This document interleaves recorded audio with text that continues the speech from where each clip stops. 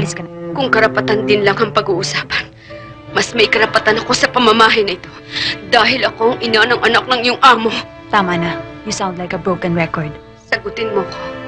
Sino ka at ano ka sa bahay na ito? Katulong ka ni Jim sa paglaso ng isip ng anak ko. Hindi totoo yan. Kung hindi totoo, bakit hindi mo ituro sa anak ko ang katotohanan na buhay pang tunay niyang ina? Wala tayong dapat pag-usapan dahil hindi kita kilala at hindi mo ako kilala. I've got nothing to do with your personal problems. May maire-recommenda ka ba sa aking magaling na abogado? Why don't you just slip over it? Hindi ko tutulugan ang kasong ito. Paano ako matatahimik ng ganito? All things pass. Nakalimutan mo na ba? Emotional ka. Emotional si Jim. Mali lang siguro ang timing nyo kanina. Kaya nagkaganon kayo. Kailan pa, Tommy? Ilang taon pa? Mag-6 na taon na si Sandra. Hihintayin ko pa mag-10, 20, 50. Kailan ko matatalo si Jim? Kailan matatapos ang problemang ito? I'll be frank with you, Christy. Ang totoo, hindi si Jim ang problema eh. Ikaw ang problema. Ano? Sabihin mo sa akin hindi mo na mahal si Jim. At pag nasabi mo yun, tapos na problema. O no, sumagot ka! Ah!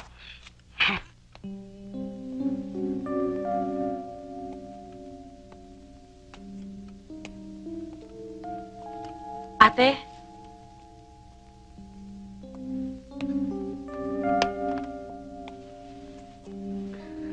Inday, salamat. Kamusta anak ko? Mabuti, ate. Let me go! Let me go! Hindi naman kita kilala eh! Sandra, ako ang mami mo. Ako ang mami mo, hindi ba, Inday? Oo nga, Sandra. Hindi ba? Oo. Susumbog kita kay Daddy. Bakit mo siya pinapasok dito? Galit sa'yo ang Daddy! Oo, alam ko. Pero pati ba ikaw? Sandra, please don't go. Mahal kita, anak. Ako ang mami mo. Hindi ikaw! Patay na ang mami ko! Ate, mabuti pa tsaka ka nalang bumalik. Baka mapahamak tayo nito eh. Talagang ayaw sa'yo ng bata. Sandra, sumama ka sa akin. Mamamasyal tayo. Manonood tayo ng sine. Kakain tayo sa labas. Bibili kita ng maraming damit. Ibibili kita ng laruan. You like dolls, di ba? You like dolls? Di ba, Sandra? Di ba? Sasama ka sa mami? Ha? Bibili... Ayoko! Ha? Sige, Sandra. Tangan mo ako! Ayoko sa'yo! Ayoko! Sandra, mahal ka ng Susumbog mami. kita kay Sandra. Daddy! Ayoko! Ayoko! Ayoko! Ano ba yan? Leave the child alone! Will you leave my child alone? Hindi, pasok mo bata! Walang hiya ka. Sino ka ba sa buhay namin? Mahigpit na pinagbili ni Jim na huwag magpapapasok ng kahit na sino dito. Umalis ka na. Kung karapatan din lang ang pag-uusapan, mas may karapatan ako sa pamamahay na ito. Dahil ako ang ina ng anak ng iyong amo. Tama na. You sound like a broken record. Sagutin mo ko. Sino ka at ano ka sa bahay na ito? Katulong ka ni Jim sa paglaso ng isip ng anak ko. Hindi totoo yan. Kung hindi totoo, bakit hindi mo ituro sa anak ko ang katotohanan na buhay pang tunay niyang ina? Wala tayong dapat pag-usapan dahil hindi kita kilala at hindi mo ako kilala. I've got nothing to do with your personal problems. Babae ka rin, Helen.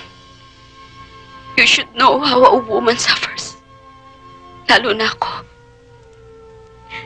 Isa akong ina. Maawa ka. I'm sorry. I don't know how a mother suffers. Please go. Hindi siya titigil, Jim. Nangyayari na ang sinabi ko sa'yo noon. Nung nasa States pa tayo, kahit minsan hindi ko inisip na mangyayari ang ganitong gulo. At ayoko masangkot sa gulo, Jim. Nagsisisi ka ba sumama ka sa akin? I've never been accused of such things in my entire life. Christy's insisting that you and I are, you know, that way. Na hindi lamang si Sandra ang inagaw ko sa kanya, kundi pati na rin ikaw. Pabayaan mo siya mag-isip kung anong gusto niya. Matutulungan mo ba ako? Jim. I want Christy out of my life once and for all. Kung pakakasal ka sa akin. Jim, stop kidding. No. I'm not kidding. You're not even in love with me. Tayo magpapakasal. Walang pag-ibig. Dahil lamang sa babaeng nanggugulo sa buhay mo. Mahal ka ng mga anak ko at alam kong mahal mo din naman sila. Helen, pwede tayo magsimula dyan. Matagal tayo magkakilala at matagal tayo magkasama. tulungan mo ako. Walang magbabago sa sitwasyon. Sa papel lamang tayo magiging mag-asawa. Hindi kita hahanapan ng kahit na anumang bagay. At wala kang magiging tungkulin bilang isang asawa.